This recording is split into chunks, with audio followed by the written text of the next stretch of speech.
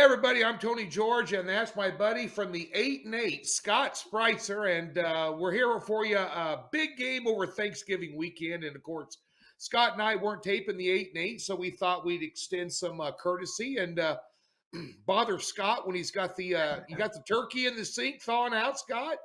It's already getting ready, basically. And I just can't wait to dig in, man. My favorite meal of the year with all the sides and fixings, a little bit of wine or whatever else happens to be on the table to go with it. So we're going to enjoy it, Tony.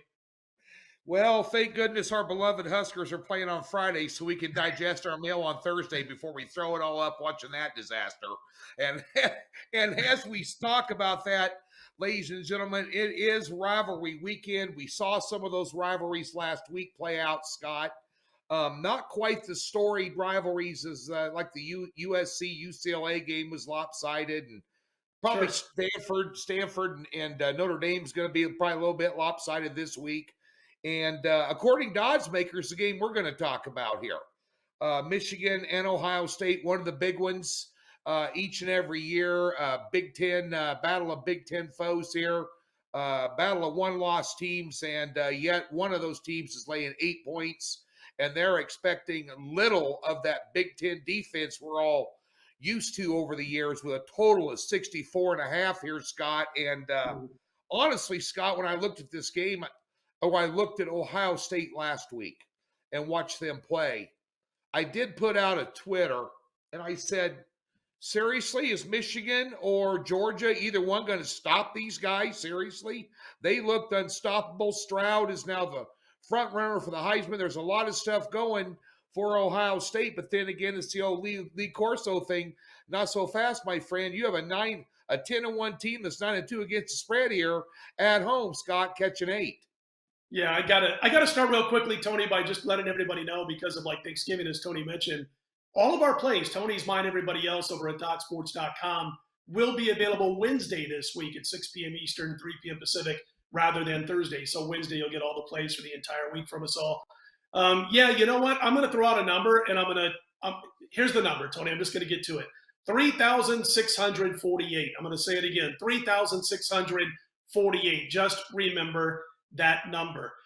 Neither, and I'm telling you, just like we said before, we jumped on, there'll be no math. So it's not math, it's just a number. Anyway, neither team, as you mentioned, especially Ohio State, but neither team did anything to hurt themselves last week. I mean, Michigan blows out Maryland in the second half. C.J. Stroud has maybe the greatest game of all time from a college football quarterback. But like I said in last week's 8-8, and also my video that I did with Doug Upstone last week, we talked Ohio State, Michigan State. I never had Michigan State in my top 10 in my power ratings this entire season. I think I had them 14th or 15th after they beat Michigan. That was it. So it's a situation where I thought they're not necessarily a fraud, Sparty, but they're not a top 10 or top 15 football team. And have fun with that $95 million over the next 10 years that you paid your coach. But anyway, once again, we saw why AP rankings and not having at least one odds maker in the mix when it comes to playoff rankings committee is just plain dumb. Michigan State does not belong in the mix. They did not belong in the mix. And we told you that. We told you that the last few weeks. Having said that, Tony, here's my conundrum, if you will. The opening line on this one was Ohio State 6.5. It's as high as 8.5 as we speak. A lot of 8s out there, but some 8.5s. And they might blow it open, Ohio State. But that line move all the way up to 8.5 feels more of a reaction to the recent past in this series, the Harbaugh era. And I understand that. And also, of course, what Ohio State did last weekend. And it's all about, Harbaugh doesn't win the big games. But the movement has, I think, more to do than current season form. I think it's really all about Ohio State just beats Michigan, Tony. Did I catch you when you're taking a break? You like how I timed that? Yeah. There's a lot of that last week, as you mentioned, the 8-8. And if you're not tuning in every week to the 8-8 from the Stations Casino Red Rock Sportsbook, which is a fabulous sportsbook, I might add, you're doing yourself a disservice, as I gave you Ohio State last week, and Scott pretty much gave you Ohio State by telling you, and the mismatch in that game was one of the worst pass defenses in college football up against Stroud at home, and that they were not going to be able to trade punches with them. Now, this week, there's a better pass defense here, but they're only ranked 71st in the country. And I guess a couple of things come to mind here. If this turns out to be a shootout, Michigan's in trouble. Yeah. But because I'm telling you right now, they lost a real good running back now. They're in the Indiana, or was it the Illinois game? A couple of games back, and they've got another guy that stepped in. They lost Bell early in the season, which was their best wide receiver. You got a couple of Frost type quarterbacks here, but the one thing I've noticed about Ohio State all year long is they get out in a hurry. Which has me cutting this number down, Scott, on the first half line. I'm looking at this thing from a first half line perspective, and right now it's sitting at 4.5. And in my mind, if you polled 100 guys that halfway knew anything about college football and said, which team's going to be up by at least a TD in the first half, 99 of them would say Ohio State. And I know this is on the road. I'm still not convinced on Harbaugh. They struggled mightily against Nebraska, and Ohio State did a little bit too. But, at the end of the day here, I just don't see a team I think the only team in the country, Scott, and you can throw in your 2 cents here, I think the only team in the country that can slow them down might be Georgia. I don't think it's going to be Michigan. I really don't, Scott, at the end of the day. Yeah, last week, on Wednesday when we were over at the Red Rock and I did the video with Chuck Esposito, I threw a few hypothetical potential college football championship matchups at him, and I gave him my power ratings, and he said you're basically right there with all of them. And one of those potential matchups, Georgia versus Ohio State. And I said, Chuck, I've got Georgia. This was before last weekend's games, and I said I got Georgia 6.5 points better than Ohio State on a neutral field. And I got the Buckeyes and Bama as the only 2 teams that would be getting single digits from Georgia. Everybody else, double digits. In fact, I'm glad now because it makes you look good when you win after. But right. I said, I've got Oregon getting 17, 18 points from Georgia. Then Oregon goes out and gets their butts kicked by Utah. They were obviously overvalued. So that's where I'm at with Ohio State. I think, as far as my personal power ratings, 1, 2, and 3, goes Georgia, Bama, Ohio State. And I'm starting to think maybe I've overvalued Alabama just a little bit after what we saw again last week. Not the first time this year, but Alabama's looked a little bit shaky. So the Buckeyes might be the second best team in the country right now. They're real close. I still have Georgia ahead of everybody again. Still rate them about 6 points over Ohio State on a neutral field at this point. Here's what Michigan's got to do. You got to run the football. Haskins has to have a nice game. And also Corum, if Corum plays. He hasn't played in about 3 weeks. He played against Indiana. That's the last time he's been able to play. Right. Such a great change of pace when they bring him in at running back. But if Michigan can't run the football, they're done. Listen, Ohio State has one of the top 3, maybe the top 2 defensive lines in all of college football, as you know, Tony. And listen, if Michigan, on the flip side, on defense, can't get pressure on Stroud, he'll pick them apart. Nebraska got pressure on Stroud.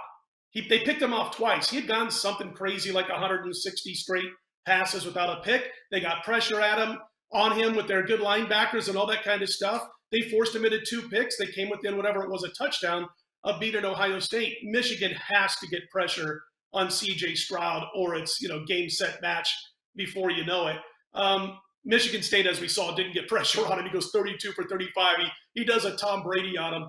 And then you've got Hutchinson, you've got Ohabo. These are guys who have combined for 19.5 sacks between the 2 of them for Michigan. They've got to get in that Buckeye backfield. They've got to make some tackles for loss when Ohio State runs the ball.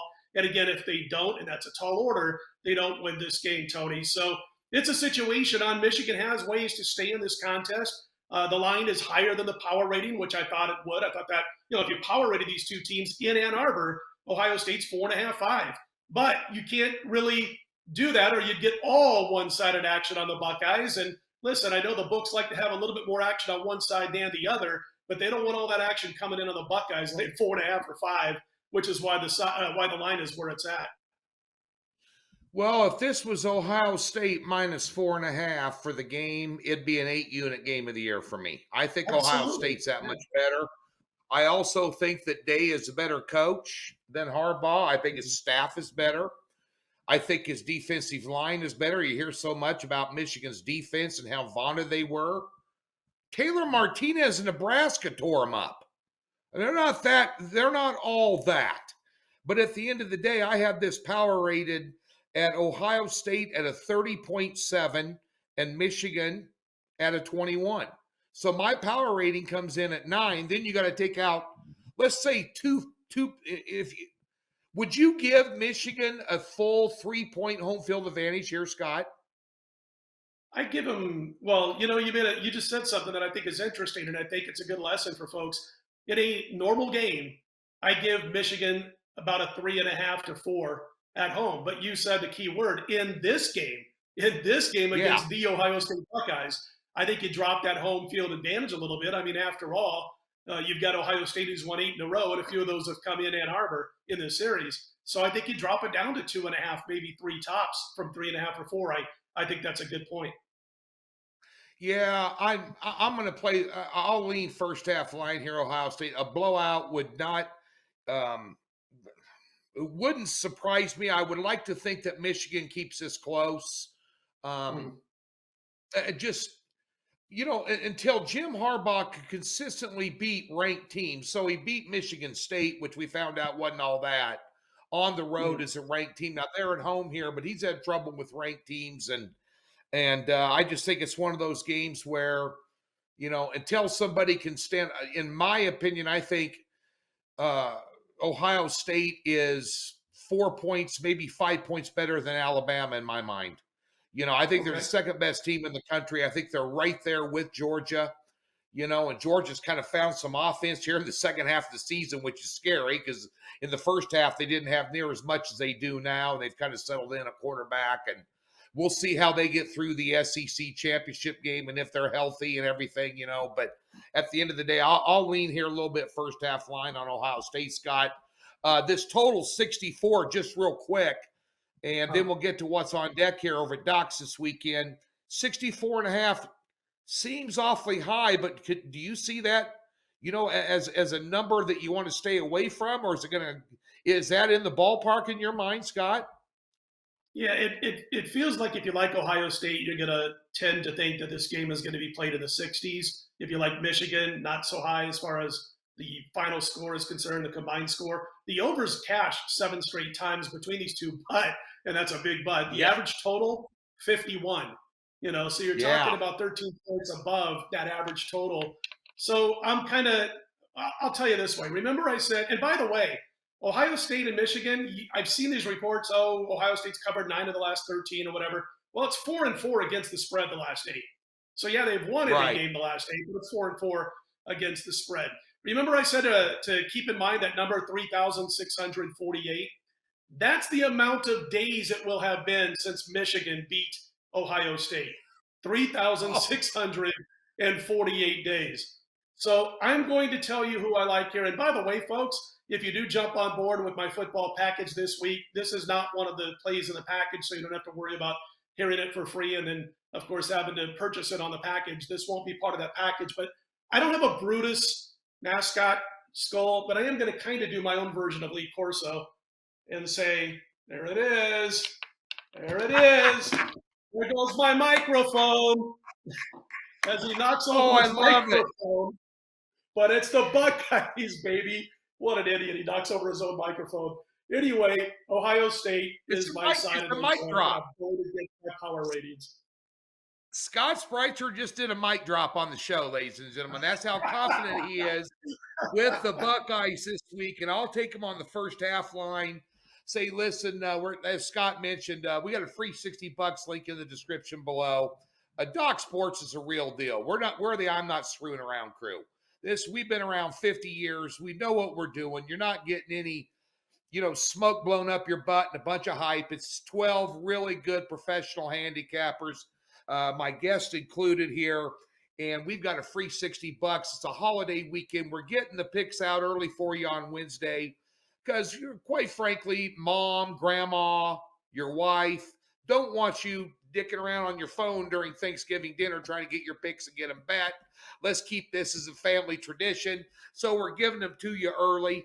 And I've got a couple top plays in college football this weekend, including Thanksgiving Day, and of course an NFL pick here, which could be my 8 unit totals play of the year on Sunday. That might be the only game I have on Sunday.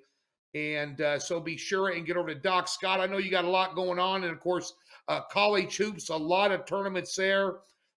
We live in Vegas, so there's all kinds of tournaments here in town and events going on. What's on deck for your Thanksgiving besides stuffing your pie hole on Thursday? What do you got for everybody?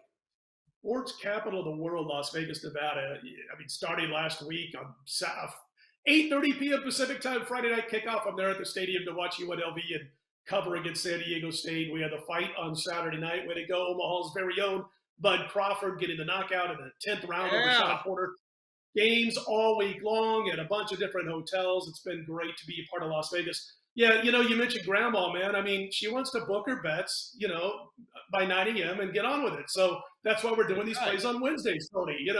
Anyway, having said that, listen, we had a nice 3-1 Sunday, Monday in the NFL, which we capped it off with Tampa Bay on Monday night. And we are now 75-50 college football, NFL combined, which is 60% going back to late last season. And we do have a multi-game card again. I will have Thanksgiving Day action in the NFL.